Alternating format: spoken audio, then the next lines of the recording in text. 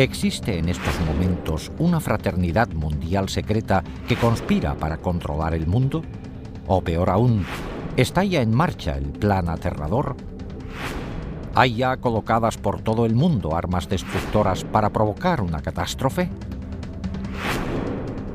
¿Se puede detener?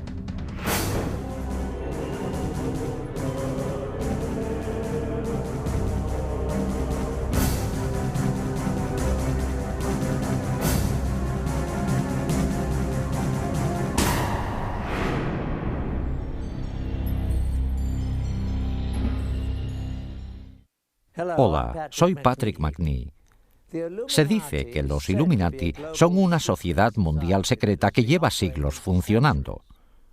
Una fraternidad oculta que cuenta con gente de lo más influyente del mundo, gente de todas las razas y religiones que ostenta puestos importantes en gobiernos, iglesias, negocios, enseñanza, ciencia, medicina, ejércitos e instituciones financieras y benéficas. Una hermandad secreta cuyo único propósito es hacerse con el control de los recursos y de las finanzas del mundo entero y de sus habitantes. Si existe semejante sociedad, representa la mayor amenaza al mundo libre. De hecho, eso quiere decir que ahora mismo no existe tal mundo libre. Dicen que es absurdo, pero por primera vez hemos obtenido pruebas no solo de la existencia de tal organización mundial, sino de que se ha infiltrado en dos de las agencias secretas más poderosas del mundo. Es más, se han ocultado armas de destrucción masiva en Estados Unidos y otros países para emplearlas en el futuro. ¿Cómo ha podido ocurrir esto? Para dar con la respuesta, primero hay que explorar los enigmas de las sociedades secretas del mundo, cuya historia, ritos y existencia están envueltos en un velo de misterio. Las sociedades secretas han existido desde hace miles de años. Todas tienen una cosa en común: unos conocimientos únicos que juran mantener secretos. Porque, armados de estos conocimientos, limitados a ellos mismos, creen que pueden controlar a otros. Una de las primeras sociedades secretas sigue existiendo hoy día: los masones. Se cree que sus orígenes se remontan al antiguo Egipto, cuando solo un gremio selecto de canteros poseía unos conocimientos matemáticos especiales para construir las pirámides. En toda su historia, los masones han mantenido secretos sus métodos para que solo ellos pudieran construir las grandes estructuras que siguen hoy en día en pie. Primero, las pirámides y luego los grandes castillos y catedrales de Europa. Pero las sociedades secretas no se limitaban a los comerciantes. La palabra asesino tiene sus orígenes en una hermandad secreta de guerreros musulmanes chiíes que controlaban el norte de Siria en la época de las primeras cruzadas del siglo XI. Su especialidad: perfeccionar el arte de matar. La secta fue fundada por Hassan y Sabah, conocido como el Viejo del Monte, que gobernaba desde una fortaleza lejana. Hassan adoctrinó a sus discípulos en la promesa de que, si luchaban y morían por Alá, vivirían eternamente en el paraíso rodeados de placeres celestiales y terrenales. Empleaba la fuerza de la tortura y del asesinato para dar especial impacto a sus doctrinas y garantizar una total disciplina y devoción. Hassan daba hachís a sus fanáticos discípulos para provocarles una sensación de imbatibilidad antes de mandarles a misiones suicidas. Por eso, el nombre de asesino se derivó de la palabra hashashin, o fumador de hachís. En 1100, los asesinos contaban con más de 70.000 miembros fanáticos.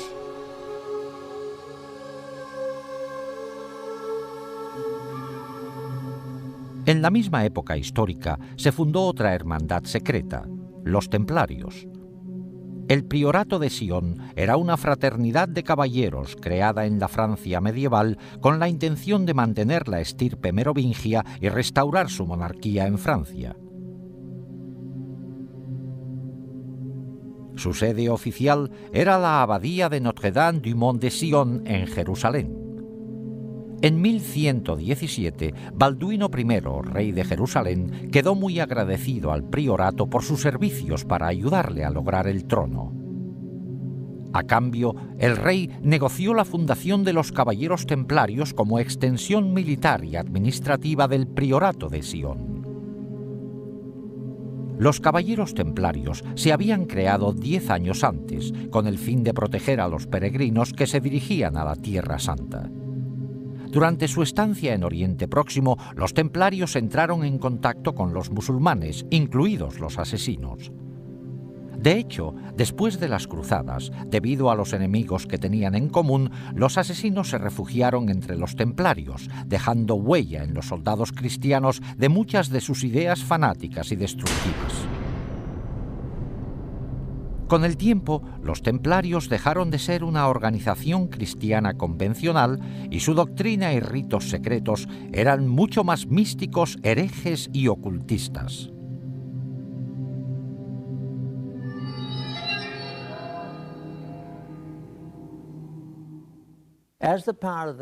A medida que aumentó el poder de los templarios, la hermandad se convirtió en una iglesia dentro de la iglesia, con sus propios bancos, revocando excomuniones dictadas por obispos y solo obedecían al Papa. Desde el principio, todo lo relacionado con los caballeros templarios contiene al menos un elemento de misterio. Se fundaron justo después de la Primera Cruzada, que volvió a abrir la ruta entre Europa y la Tierra Santa.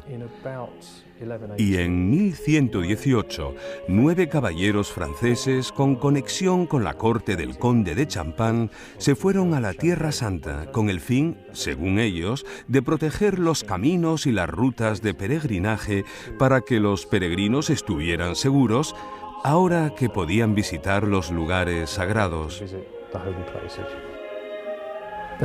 Una vez en la Tierra Santa, no hay testimonios de que hicieran nada los primeros 9 años. Desde el principio, hay algo que no encaja. Además, hay testimonios de que esta misión para proteger la ruta de peregrinaje era solo una tapadera. En el fondo fueron ahí por otra razón. Por algún motivo, los caballeros creían que había escondido algún tesoro. Hay testimonios de que excavaron debajo del monte del templo y los arqueólogos han encontrado artilugios suyos de las excavaciones. Al parecer, los templarios pasaron muy poco tiempo en los caminos. De los 9 años de estancia, la mayoría lo pasaron excavando túneles debajo del monte del templo, el emplazamiento original del templo bíblico de Salomón. ¿Qué iban buscando? El templo de Salomón llevaba mucho tiempo destruido. Pero en épocas de conflicto se sabía que los sacerdotes habían escondido tesoros religiosos en cámaras subterráneas ocultas y los sacaban al pasar el peligro. En la Biblia se dice que el Arca de la Alianza y otros tesoros sobrevivieron así varias invasiones extranjeras.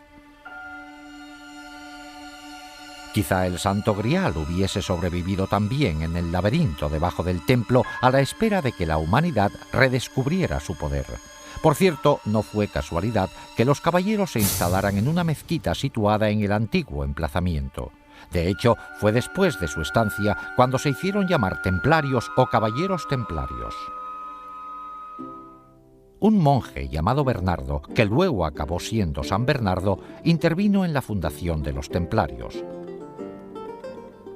San Bernardo se ocupaba de descifrar textos en hebreo antiguo.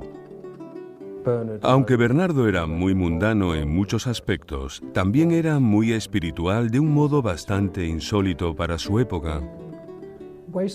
Le atraía mucho el lado femenino de la religión, los cultos a las vírgenes negras, sobre todo del sur de Francia, que son muy misteriosos, casi paganos.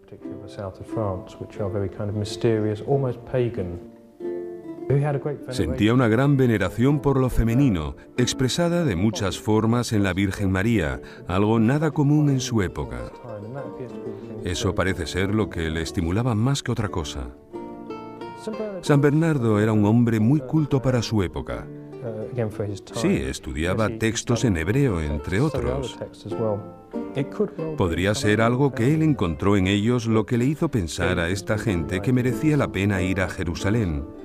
Es una teoría, pero una teoría válida. Parece tener mucho sentido. Los que estudian estos antiguos documentos quieren de repente que sus súbditos vayan a estos lugares históricos que se mencionan en ellos. Buscan algo. No sé personalmente qué encontraron, salvo que les parecía importante. No se sabe. Fuera lo que fuera, no se sabe dónde está. Es un misterio, pero abundan todo tipo de teorías que podrían ser correctas. Documentos, Arca de la Alianza, Santo Grial, lo que fuera, pero todas con un secreto.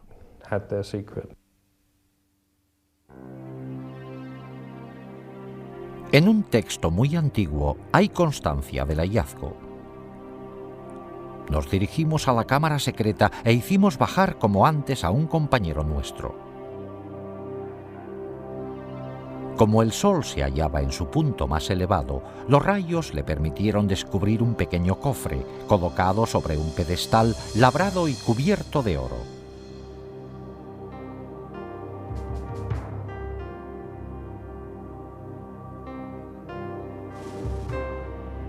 Nos dio la señal para el ascenso y lo sacamos de inmediato. Lo hemos traído para que lo examine el Consejo Supremo. ¿Qué había en este cofre para que los templarios se emocionaran tanto? Lógicamente, a un grupo de caballeros cristianos con voto de pobreza no les interesaba nada material. Es más probable que fuera un objeto con un gran significado religioso. Hoy día no se sabe aún exactamente qué encontraron los templarios en la cámara secreta. Lo que sí se sabe es que al enterarse del hallazgo, el conde Hughes de Champagne, el hombre que financió la expedición, volvió a Jerusalén para unirse con sus anteriores vasallos. Una vez ahí, dejó todas sus posesiones materiales para servirles como caballero templario.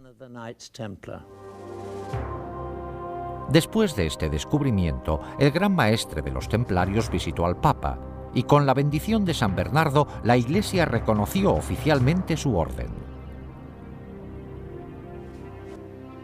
En el mundo cristiano, los hombres se unían rápido a los caballeros, renunciando a sus familias, dejando sus posesiones materiales y aceptando los difíciles votos de pobreza y castidad.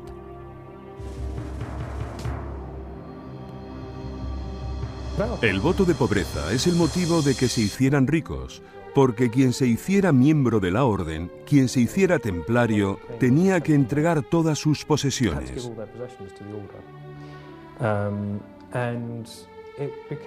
Además, se acabó viendo como un símbolo de prestigio que las familias nobles tuvieran hijos en la orden de los templarios.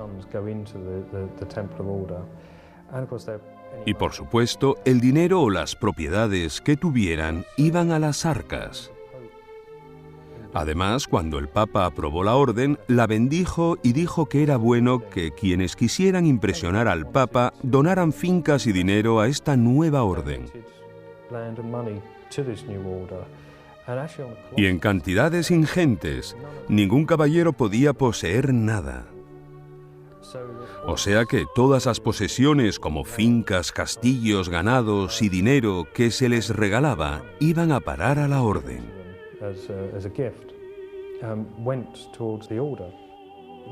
Tenían fama de ser la fuerza militar más temible y competente del bando cristiano. Eran una especie de geos de aquella época, también porque eran una mezcla de monje y soldado. Los templarios proliferaron muchísimo después de las cruzadas. Se hicieron con el control financiero de Europa, dominando todas las principales industrias, sobre todo la de los préstamos. Inventaron el sistema de cheques moderno y en cuestión de unos años tenían contentos a todos los reyes de Europa. Tenían demasiados humos en muchos sentidos, sobre todo con respecto al Papa y a muchos reyes. Eran sumamente ricos, parecían ser los amos del mundo. La mayoría de los historiadores cree que recibieron su justo castigo por su riqueza. El rey francés que inició la represión de los templarios, Felipe el Hermoso, sentía envidia de su gran riqueza. Y se piensa que les acusó de blasfemia y de sacrilegio, pero que lo que en realidad quería era su dinero. Se les acusó de blasfemia y de sacrilegio, así como de incumplimiento de la reverencia habitual de la Iglesia, pero eso era bien sabido. Las acusaciones contenían elementos sexuales, pero siempre los hay en acusaciones contra grupos herejes.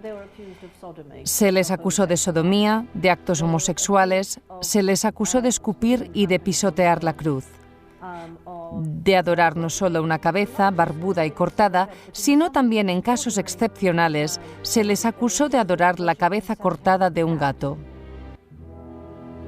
La Iglesia Católica se hizo con las confesiones necesarias para eliminar a los templarios. Un viernes 13 de 1307, el Papa disolvió oficialmente la orden. Su gran maestre murió en la hoguera. A mediados de la década de 1300, los templarios parecían haber desaparecido completamente y se confiscó su hacienda.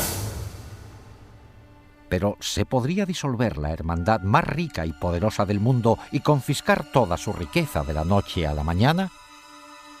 No. Los templarios, bien preparados y organizados, pasaron rápidamente a la clandestinidad y se llevaron consigo toda su riqueza. Se convirtieron en una sociedad secreta muy poderosa y con muchos fondos. De hecho, como ha demostrado la historia, solo desaparecieron de la vista de la gente. Pero con una nueva faceta, un odio acérrimo a la Iglesia Católica. Al mismo tiempo, el priorato de Sion supuso que la Iglesia haría lo mismo con ellos.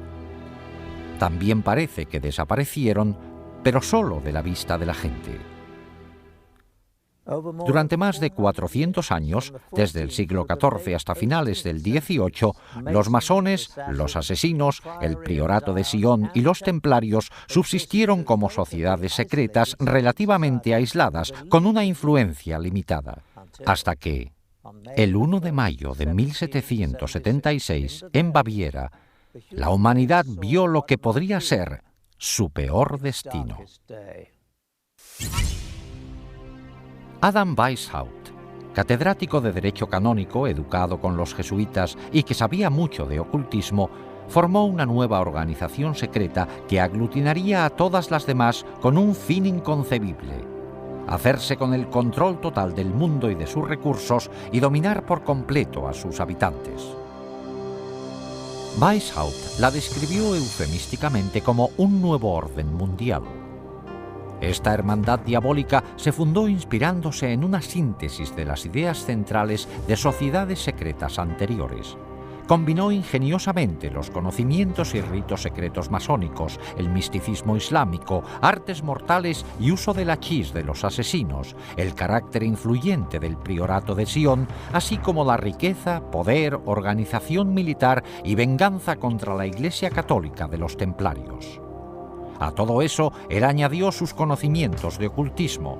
No fue mero accidente que escogiera el 1 de mayo, una fecha muy importante del calendario satánico, para fundar su asociación. El grupo se llamaba Illuminati. La traducción pública era inspirados intelectualmente. Pero Weishaupt dijo en privado que la palabra provenía de Lucifer y significaba poseedores de la luz. El sello oficial de la hermandad era una pirámide mística sin acabar y un ojo encima con rayos de luz irradiando en todas las direcciones. El ojo representaba la clarividencia y la sabiduría de la hermandad iluminada que domina el mundo. El fundador enumeró a sus seguidores los 5 medios principales secretos que se emplearían para lograr su objetivo de dominar el mundo en su totalidad. 1. Se emplearía el soborno sexual y monetario para controlar a hombres que ostenten cargos importantes en las distintas categorías de todos los gobiernos y otros puestos de responsabilidad. 2. Los Illuminati que fueran profesores de facultad y universidad deberían preparar a los mejores estudiantes para la causa. 3. Se colocaría a personas de influencia y estudiantes especialmente preparados bajo el control de la hermandad detrás de todas las instituciones gubernamentales, religiosas y financieras y se emplearían como agentes. 4. La sociedad secreta dominaría absolutamente los medios de comunicación, de modo que toda la información pudiera manipularse para convencer a las masas de que un gobierno único mundial es la única solución de muchos problemas. 5.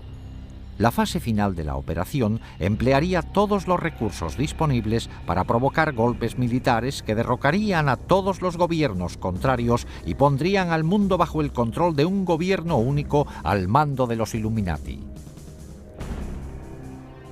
El grupo se componía al principio de masones del grado 32 y utilizaba diversas logias masónicas de tapadera como lugares de reclutamiento. El masón reclutado de mayor categoría fue un noble del norte de Alemania, el barón Kanicki, conocido también como Adolf Francis, un personaje clave en el mundo masón europeo. Los Illuminati eran muy reservados, hasta el punto de llamarse a sí mismos y sus centros con nombres clásicos falsos. Por ejemplo, Weishaupt era Espartaco, Kanicki era Filo, la sede era Eleusis, Austria era Egipto, etc. Las fechas se indicaban de forma codificada. Bajo la dirección de Kanicki, el número de miembros ascendió a más de 3.000. Pero un triunfo tan rápido también provocó oposición. Los jesuitas se habían opuesto a los Illuminati desde el comienzo y al final todos los sacerdotes acabaron siendo enemigos acérrimos. La Iglesia Católica se opuso a la sociedad secreta. De hecho, los sacerdotes se opusieron tanto que el gobernador de Baviera declaró a los Illuminati conspiración ilegal por edicto en 1784. Muchos Illuminati fueron encarcelados y algunos, incluido Weishaupt, fueron exiliados. Al poco tiempo, la masonería también fue eliminada de Baviera. A finales del siglo XVIII, los Illuminati parecían haber desaparecido completamente del mapa.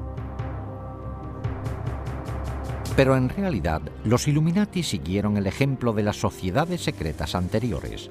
Pasaron a la clandestinidad y añadieron un objetivo secreto más: infiltrarse y derribar la religión católica.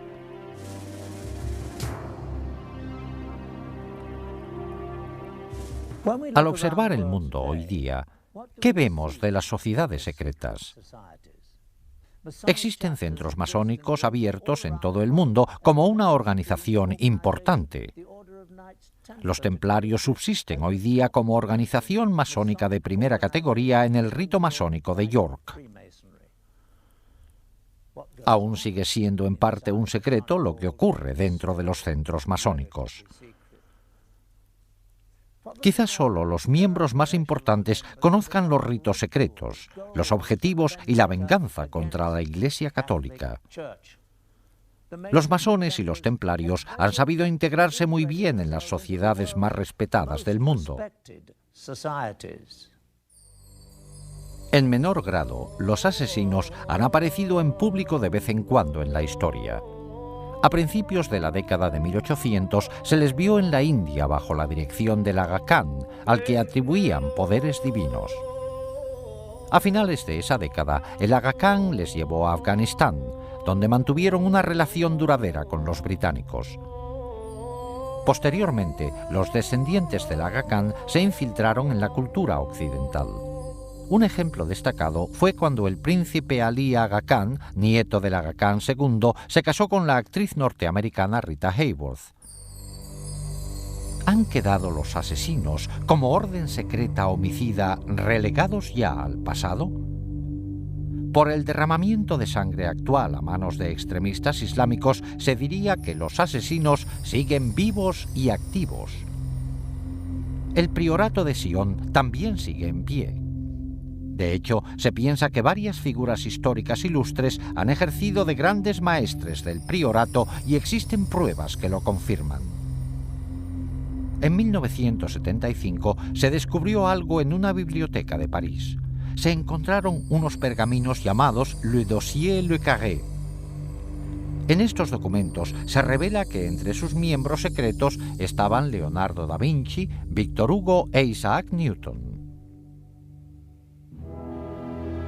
Hay quienes atribuyen al priorato la creación de la Unión Europea. Se cree que el anterior presidente de Francia, François Mitterrand, era miembro del priorato, al igual que mucha otra gente con poder. En cuanto a la estirpe merovingia, que los miembros del priorato juraban proteger, aún se mantiene. Por matrimonios entre parientes, la mayoría de las familias reales europeas pueden decir que son de ascendencia merovingia, y se dice que de estas familias reales han salido los 44 presidentes de Estados Unidos. Estas conexiones por todo el mundo a través del priorato de Sion eran el medio del que se valían los Illuminati para influir en la política y en el poder mundiales. Pero, ¿qué pasó con la sociedad más secreta de todas? Los Illuminati de Weishaupt. La hermandad que prometió unir a todas las demás sociedades secretas para dominar el mundo. ¿Sigue dedicándose activamente a su plan diabólico de dominar el mundo? Por supuesto, nuevos hechos sorprendentes descubiertos revelan que es más fuerte que nunca. El estudio de una sociedad secreta es como estudiar las corrientes de un lago. Las ondas de la superficie nos dan pistas para saber lo que pasa en el fondo. El gran plan de los Illuminati requería infiltrarse en los gobiernos de todo el mundo. En nuestra amplia investigación nos hemos centrado solo en un objetivo, la antigua Unión Soviética, para ver cómo la manipularon los Illuminati. Un modo efectivo de lograr el control de un gobierno sería penetrar en sus servicios de espionaje. Una información recién publicada de los archivos de la KGB aporta datos inéditos. Ahora que ya no existe la Guerra Fría, se está sacando ilegalmente información secreta de cámaras cuidadosamente vigiladas en lo que antes era la Unión Soviética. Con el cambio a una economía de mercado, muchos artículos antes no disponibles para los rusos van a parar al extraperlo. Se dice que en la nueva Rusia todo se vende, incluidos secretos de Estado y los espías que los guardaban. Con el derrumbe de la Unión Soviética se disolvió la KGB. El nuevo gobierno creó sus nuevas agencias propias de seguridad y de espionaje y empleó a muchos trabajadores de la antigua KGB, pero dejó a muchos sin trabajo. Incluso a los que tenían empleo no se les pagaba a menudo lo prometido. Observamos que muchos empleados de la antigua KGB estaban dispuestos a aportar información personal de sus actividades secretas en la agencia por un precio. Sin embargo, cuando se mencionaba el tema de los Illuminati, ninguna cantidad de dinero podía persuadir a nadie a hablar de ello. Interpretamos esto como una señal definitiva de que íbamos por buen camino y de que estábamos a punto de correr el peligro de descubrir la presencia de la hermandad secreta en la KGB. Los antiguos empleados de la KGB estaban dispuestos a mandarnos a fuentes clandestinas donde podríamos recabar más datos, pero por nuestra cuenta y riesgo. Aunque la mayoría de las pistas resultaron ser infructuosas, vimos que con paciencia, dinero y un poco de suerte es posible adquirir documentos soviéticos secretos. Con una cámara oculta grabamos numerosos encuentros durante varios meses en que intentamos obtener material relacionado. Esta transacción entre un contacto nuestro en Moscú y extraperlistas resultó ser uno de los encuentros más fructíferos. Aunque, como verán, no faltaron momentos de tensión.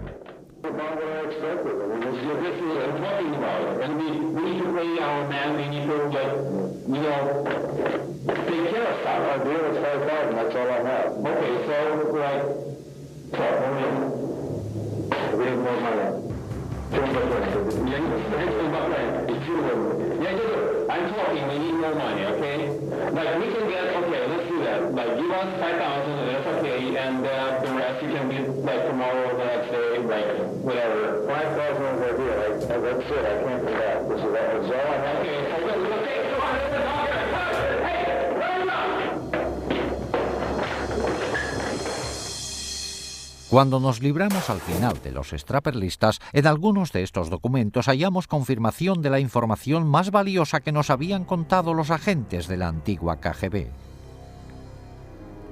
Tal y como nos habían dicho, efectivamente, la KGB registraba todas sus actividades en documentos, películas y cintas. Estas se almacenaban en unas instalaciones debajo de la sede de la KGB bajo la mayor seguridad. Probablemente estos eran los archivos más delicados de la agencia porque explicaban con todo detalle las actividades más secretas de la KGB y posiblemente su conexión con los Illuminati.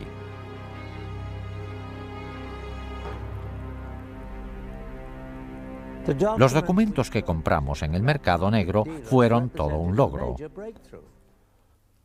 No solo confirmaban que había más material revelador de la KGB, sino dónde se encontraba.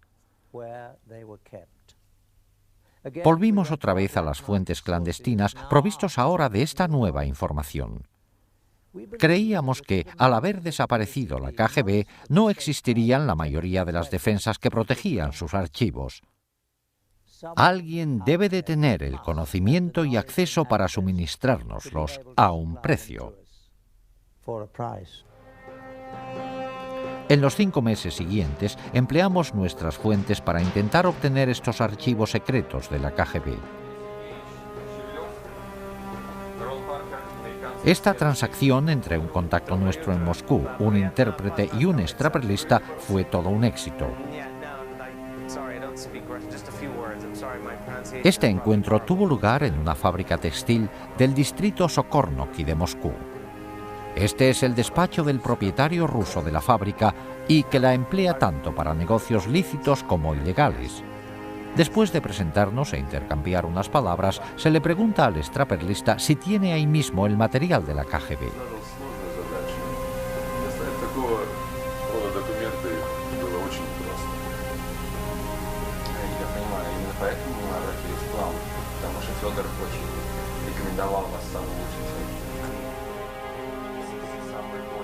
Se sacan de una caja fuerte los documentos relacionados con las películas y cintas que el extraperlista ha prometido entregar. Después de inspeccionar los documentos y verificar su autenticidad, la transacción se da por terminada.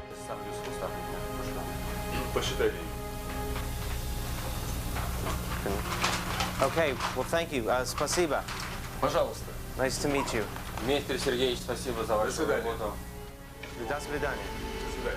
Una vez realizado el pago, les llevan a otro despacho, donde se dice que están almacenadas las películas y las cintas.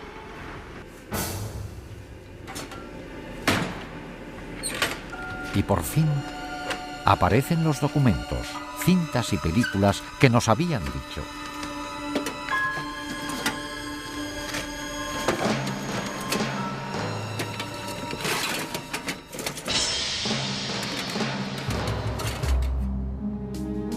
En una asombrosa revelación, incluida en los documentos secretos que obtuvimos, hallamos la prueba de que los Illuminati se infiltraron en la URSS y en la KGB.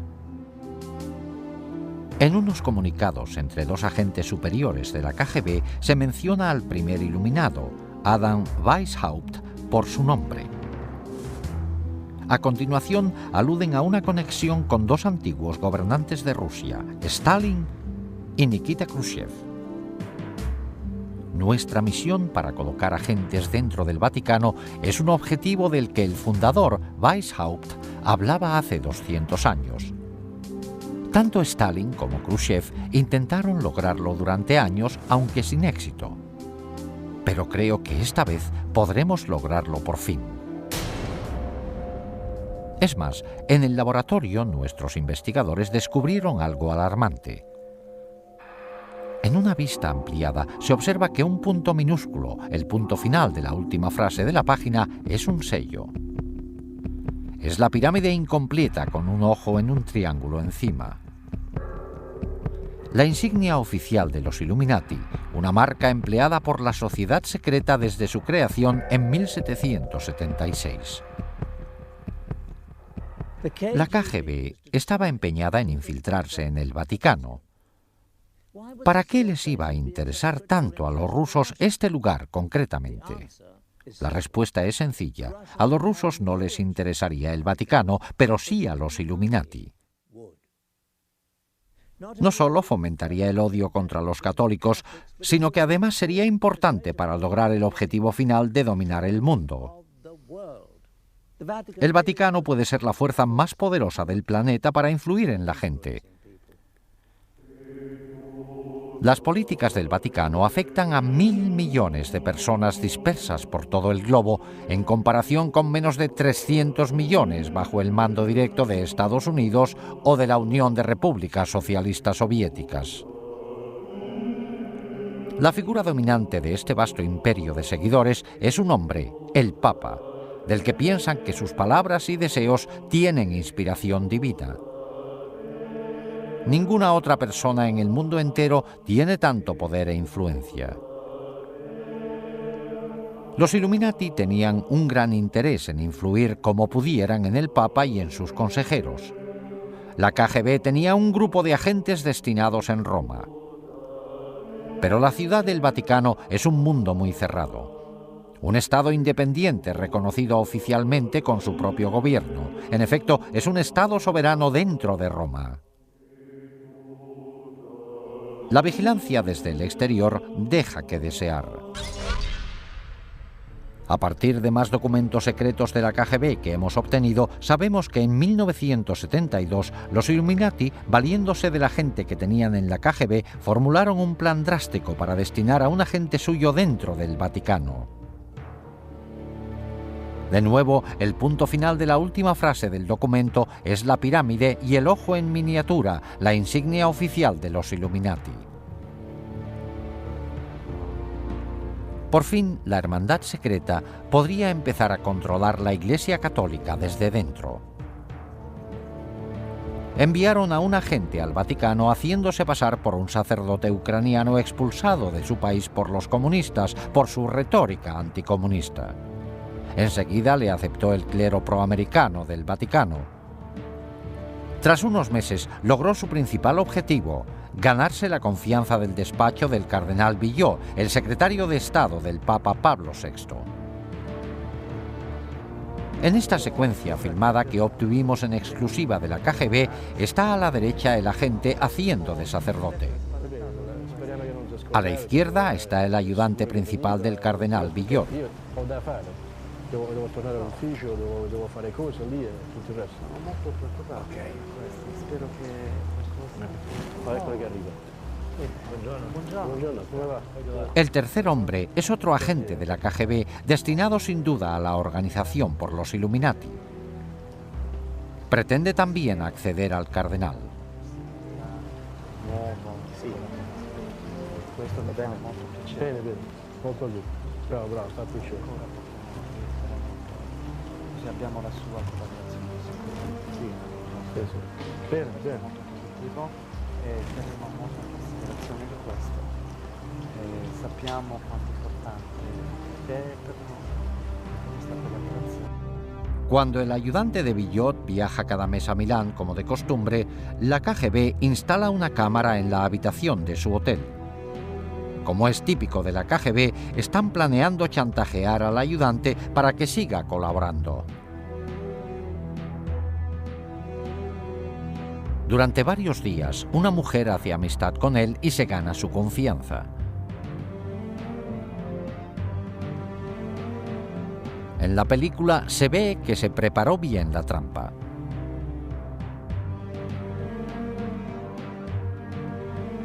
Una noche, la mujer va a la habitación de él para salir a cenar juntos.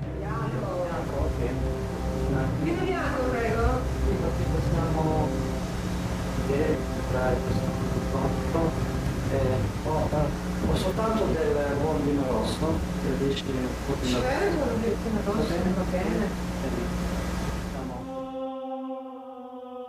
Mientras él se va a servir unas bebidas, ella se quita la blusa.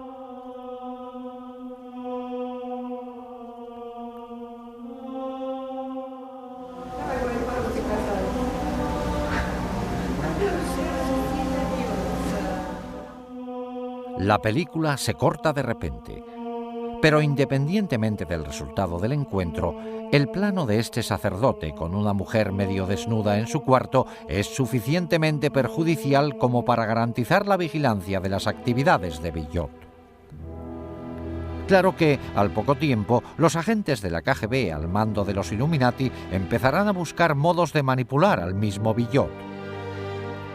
Una vez logrado, estarán muy cerca del núcleo del catolicismo, el Papa Pablo VI. Pero al parecer, los Illuminati no se contentaban solo con ejercer influencia para controlar el Vaticano. A veces recurrían al homicidio. Durante la fundación de los Illuminati, varios oficiales han muerto en el Vaticano en circunstancias muy sospechosas, incluidos 3 papas. En cada caso, el momento de la muerte del oficial se calculó para que tuviera gran trascendencia política, la señal que indica que la hermandad secreta influye en la política mundial para su propio beneficio. En 1939, el Papa Pío XI iba a realizar una declaración condenando a los nazis y a los fascistas, grupos que cometían las barbaries que defendían los Illuminati. Pero antes de hacer la declaración en público, murió de repente. A un ayudante muy cercano, el cardenal Tisserand, le oyeron decir una y otra vez: «Le han asesinado, le han asesinado». Se le embalsamó enseguida, lo que hizo imposible que se le practicara una autopsia.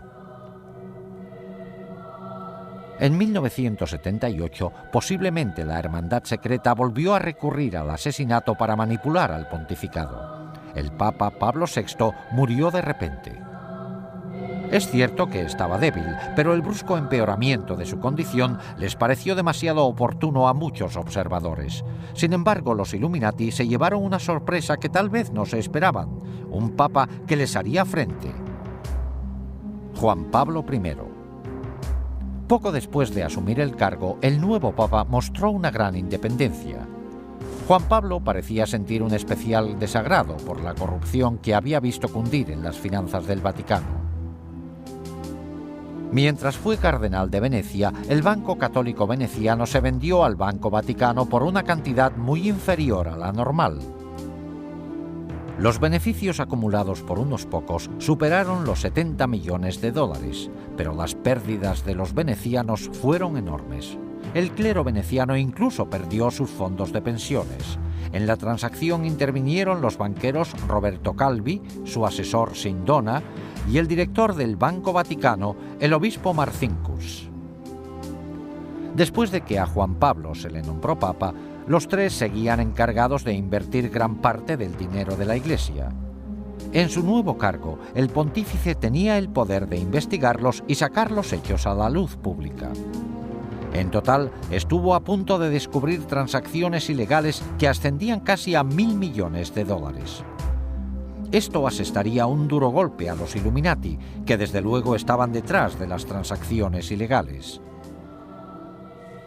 El peligro para el Papa quedó claro un día en un encuentro privado entre Juan Pablo y un arzobispo ortodoxo ruso, Nikodim. Al comenzar el encuentro se le sirvió café. Nikodim tomó el primer sorbo y al poco rato se desplomó en el suelo y murió.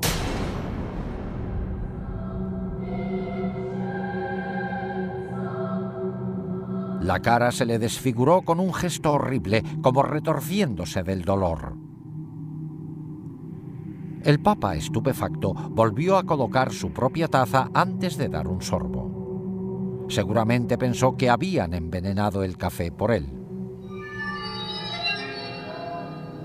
Sin embargo, el médico declaró que el arzobispo había muerto de lo mismo que los demás en el Vaticano, de una fuerte trombosis.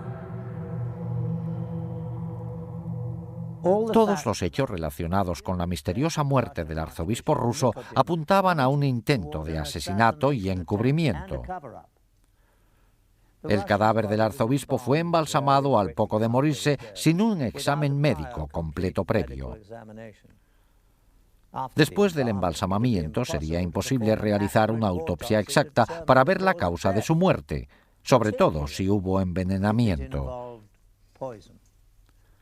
Además, el café que bebió el arzobispo no se recogió nunca para analizarlo y no se llevó a cabo jamás una investigación forense. Aunque desaparecieron las pruebas, para muchos estaba claro que el Papa se había librado por poco de que le asesinaran 10 días solo después de ser elegido. El incidente fue tan espantoso que Juan Pablo convocó una reunión en secreto con sus 4 cardenales principales para discutir la situación. La reunión se celebró el 28 de septiembre de 1978. En la sala estaban solo los 4 cardenales y el Papa.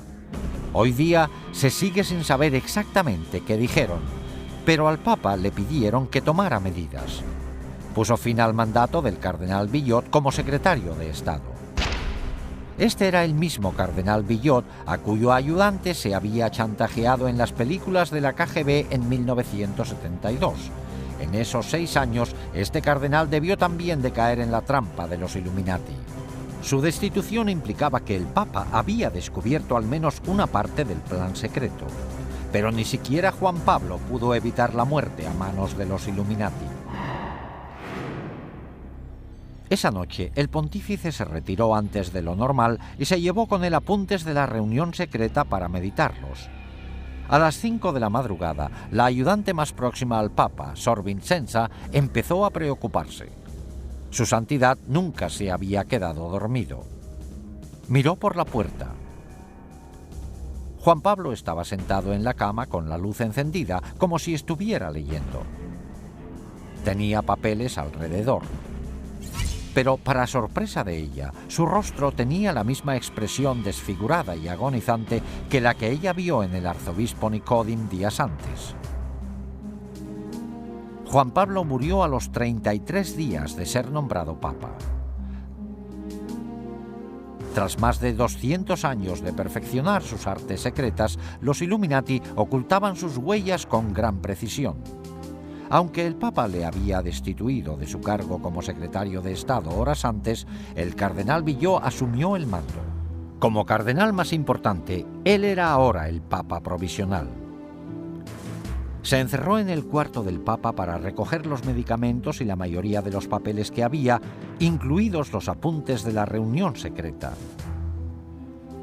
También se llevó los dulces que le gustaba tomar al pontífice cuando leía, e incluso sus gafas y zapatillas. Estos artículos no se volvieron a ver jamás. Luego, Billot mandó a Sor Vincenza a un convento, tras prohibirle que dijera a nadie que había encontrado al Papa muerto ni nada de lo que había visto. A las 6:10 de la mañana ordenó que llamaran a los embalsamadores, pero lo más chocante es que llegaron casi al momento. Se calculó que, dada la distancia que tenían que recorrer los embalsamadores, les debieron de contactar a las 4:45 de la mañana, 15 minutos antes de que la hermana descubriera al Papa. A las 7:30 se realizó un comunicado público. La causa de la muerte fue un paro cardíaco. En vez de Sor Vincenza, se dijo que el secretario del Papa, Monseñor Maghe, le había encontrado muerto y la hora se cambió a las 5:30. Antes de realizarse el comunicado, los embalsamadores ya habían acabado. Al igual que con la muerte similar del arzobispo ruso solo 23 días antes, se descartó la posibilidad de una autopsia 100% exacta. Si hubiera sido un asesinato, las posibilidades de demostrarlo estaban ya descartadas.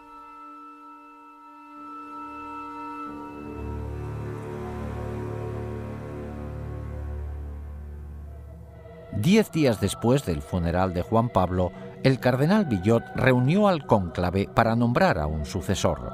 Este organismo electoral oficial se compone de 111 cardenales. Una vez a solas en la Capilla Sixtina, los cardenales invocan el poder del Espíritu Santo para que les guiara en su decisión. Pero en realidad, los principales candidatos a papa no se deciden en el cónclave a puerta cerrada. Estas decisiones se toman en los elegantes restaurantes de Roma, donde los cardenales con más poder se reúnen para comer juntos. Cuando los cardenales se reunieron en la Capilla Sixtina a puerta cerrada la mañana del domingo 15 de octubre de 1978, el cónclave se convirtió en un escenario de manipulación política en todos los sentidos. Desde promesas susurradas al oído entre los cardenales hasta discusiones acaloradas, la tensión aumentaba con cada votación. Después del octavo escrutinio, empezó a salir humo blanco por el Vaticano indicando que se había elegido a un nuevo papa. También indicaba una derrota total para la KGB y los Illuminati. El nuevo pontífice era un polaco anticomunista acérrimo, Juan Pablo II. Pero los Illuminati no se dan por vencidos fácilmente. El 13 de mayo de 1981, Mehmet Ali Achka, un hombre buscado en Turquía por asesinato, esperaba de pie entre la multitud a que pasara el Papa fuera de la Basílica del Vaticano. Según Ali Achka, Juan Pablo II salió del Vaticano en un vehículo blanco sobre las 5 de la tarde. Al pasar el Papa, Ali Achka sacó una pistola y le disparó 3 veces antes de que la gente lo tumbara. El Papa quedó herido de gravedad, pero se recuperó para continuar con el pontificado. Al principio, Ali Achka afirmó que había actuado a solas, pero los investigadores se convencieron de que una conspiración mucho mayor se había valido de este desequilibrado para cometer un asesinato. Al poco tiempo, Ali Achka confesó que el incidente fue parte de una conspiración búlgara de la KGB. Pero, por supuesto, Bulgaria y la URSS negaron estar implicadas. Cuando el tribunal le condenó a cadena perpetua, se mostró sorprendido de que se le dejara cargar con toda la responsabilidad a él solo. Entonces empezó a facilitar datos precisos de la conspiración a investigadores italianos y nombró a todos los implicados. El 25 de noviembre de 1982, Serge Ivanov Antonov, un empleado de la Aerolínea Nacional Búlgara, fue arrestado en Roma acusado de estar implicado en el intento de asesinato. Poco después, la lista aumentó al incluirse a 3 búlgaros más y a 4 turcos. En julio de 1983, cuando trasladaron a Achka a otro centro, admitió en público la conexión de la KGB, mientras gritaba a los reporteros que la KGB y el servicio de espionaje búlgaro estaban implicados. Más tarde, explicó que había sido entrenado en Bulgaria y Siria por expertos en terrorismo internacional de la KGB. También confesó que Antonov era cómplice, así como 2 empleados de la embajada búlgara. En 1984, el juez italiano Dario Martella llegó a la conclusión de que la KGB y el servicio de espionaje búlgaro estaban implicados en el intento de asesinato. El juez dictó este fallo basándose en los hechos siguientes. Achka empleó un pasaporte falso para poder entrar en Italia, algo disponible solo de fuentes muy sofisticadas. También tenía suficiente dinero como para permanecer largas temporadas en Bulgaria, Suiza y otros países europeos. Había pruebas de que recibió un gran apoyo en sus actividades en Italia destinadas al intento de asesinato. En primavera se convocó el juicio de 8 hombres acusados de conspirar para matar al Papa y los hechos empezaron a esclarecerse. En el juicio, varios acusados turcos declararon que habían ayudado a Achka en sus viajes de Turquía a Italia pasando por Bulgaria. Otro dijo que había realizado pagos a Achka de los búlgaros acusados. Uno confesó haber entregado a Achka el arma del asesinato en un restaurante de Milán. En los años 80, después de 2 siglos de asignar a sus miembros a puestos elevados, los Illuminati se habían hecho con el control de los tribunales italianos. Al final, para mayor asombro de muchos observadores, el tribunal italiano declaró que faltaban pruebas suficientes para condenar a los conspiradores. El caso Achca demostró no solo que la hermandad secreta había puesto en peligro el sistema jurídico italiano, sino que además los Illuminati se habían infiltrado en la dirección de la KGB. En 1990, Víctor Ivanovich Sheimov, un comandante de la KGB que desertó a Estados Unidos, realizó una sorprendente declaración. Antes de huir de Rusia en 1980, recibió la orden de obtener toda la información posible de cómo poder acceder al Papa en persona. La orden fue firmada por Yuri Andropov, el entonces jefe de la KGB. El mismo Andropov que, solo unos años después, llegaría a ser el presidente de la URSS. La última medida de los Illuminati para dominar preveía golpes militares en todo el mundo para hacerse con el poder y así crear un único gobierno mundial controlado por ellos. Para lograrlo, emplearían el enorme excedente de armas destructoras acumuladas en la URSS para amenazar al mundo entero. Aunque la KGB era la más conocida, no era la única agencia de espionaje de la URSS. Otra agencia igual de impresionante, pero aún más secreta que la KGB, era la GRU, dedicada a espionaje militar. Y la hermandad secreta hizo todo lo posible para infiltrarse en ella. La prueba de que lo lograron se demuestra en estos documentos secretos de la GRU, que se los compramos a un extraperlista en Rusia. En ellos se le encarga a un agente que trabaje en Washington haciéndose pasar por periodista. Los Illuminati han vuelto a dejar su huella reveladora. El punto aumentado al máximo es la pirámide y el ojo que todo lo ve. Mientras que la KGB recopilaba información sobre figuras políticas e influía en la política mundial, la GRU recopilaba datos esenciales para lograr objetivos militares. Algunas actividades de la GRU estaban destinadas a lograr objetivos en varios conflictos actuales como Afganistán. Pero la misión principal de la GRU eran los preparativos para futuras guerras con otros países, sobre todo con Estados Unidos. Esta era la agencia prevista para colocar las armas destructoras para la fase final del plan secreto de los Illuminati. Los agentes de la GRU estaban preparados a la perfección para ese fin. En la época de la Guerra Fría, desde el principio hasta el final, prácticamente en todo el servicio militar, nos empleaban para preparar militarmente a la Unión Soviética para una futura guerra con Estados Unidos. Aparte de su formación militar, los agentes de la GRU recibían 3 años de entrenamiento exhaustivo. Aprendían a usar todos los instrumentos y técnicas de espionaje y se hacían expertos en explosivos. En cuanto estaban preparados, les destinaban a países extranjeros. A algunos les hacían pasar por diplomáticos e iban a trabajar en embajadas. Otros asumían cargos de periodistas, como es el caso de los documentos secretos que obtuvimos con la insignia de los Illuminati. Uno de ellos fue Stanislav Lunev, un antiguo coronel de la GRU que en 1992, después de 20 años en la agencia, fue el oficial militar de mayor categoría de Rusia en desertar. En su libro, así como en una entrevista exclusiva con nosotros, Lunev nos muestra directamente los entresijos de la GRU. Aunque no se le veía la cara, no mencionó siquiera a los Illuminati, aunque en ningún momento negó su existencia ni su colaboración con la GRU.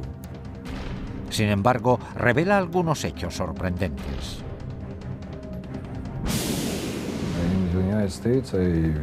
En Estados Unidos, trabajé en el sector operativo de Washington haciéndome pasar por corresponsal de la agencia de noticias TASS.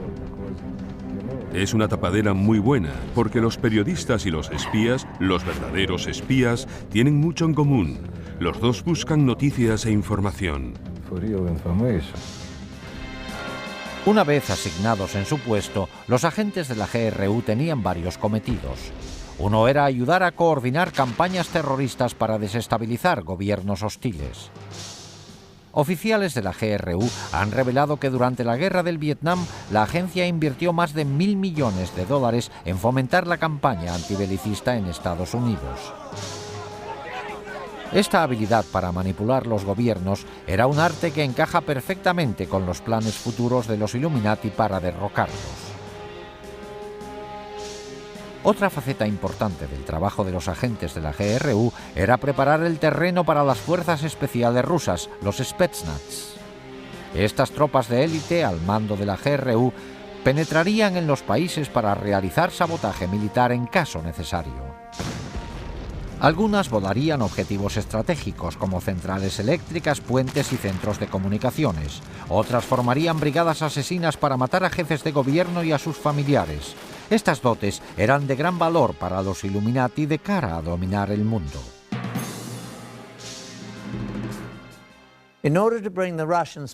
Para trasladar las fuerzas especiales rusas al extranjero cuando hiciera falta, la GRU tenía que cerciorarse de que tuvieran acceso para cruzar las fronteras.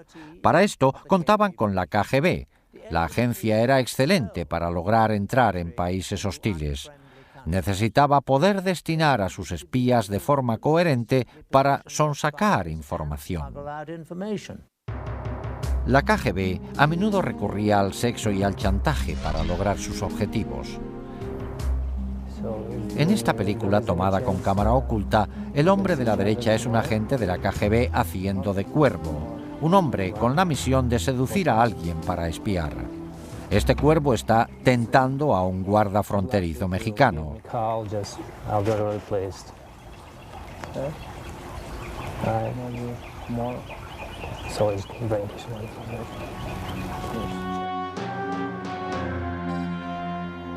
En cuanto el guarda picó, los agentes de la KGB podían cruzar de México a Estados Unidos por este puesto sin problemas. Esta información se pasaba a la GRU para que también pudiera hacer uso del acceso e introducir a agentes y a los Spetsnaz cuando se les llamara. So, will you call me? I'll call you. You will? Anyway, I'll contact you, you know what I mean? I'll call you. I'll find you, then I'll call you. Are you okay? Yeah, I'm okay. Okay.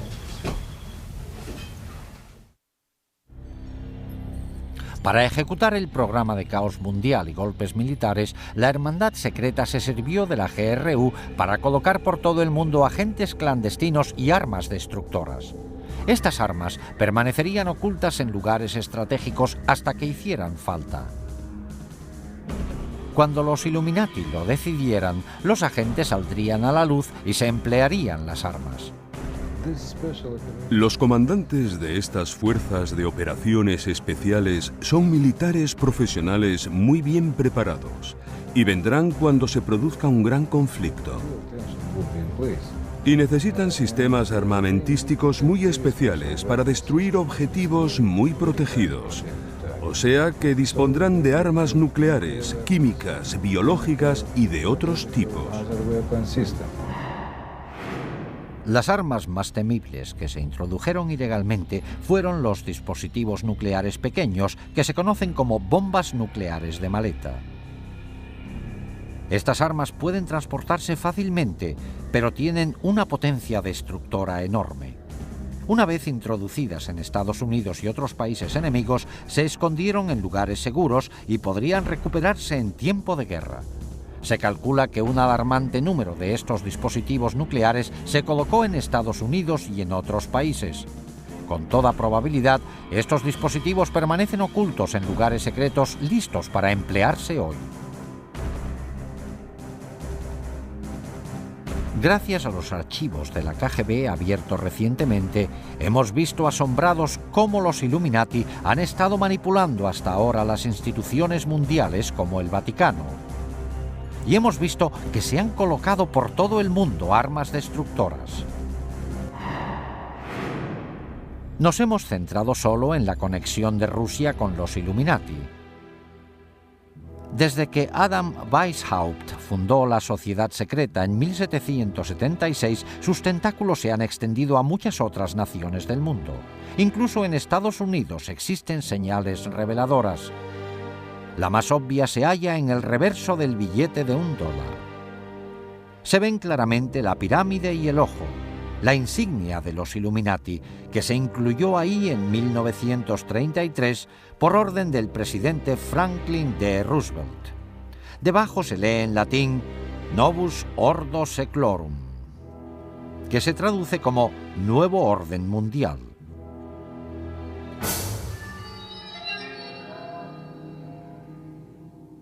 ¿Puede pararse el inconcebible plan de dominio mundial de los Illuminati? Lo único que temen las sociedades secretas es que las descubran. Hoy día están proliferando los libros sobre este espeluznante tema. Internet está repleto de información sobre esta organización secreta. Lo único que podemos hacer es esperar que toda la gente del mundo vea las señales y que hagan caso de la clara advertencia de que hay quienes están escondidos al acecho pensando en quitarnos nuestra libertad. Con ustedes, Patrick Macnee, gracias por su atención.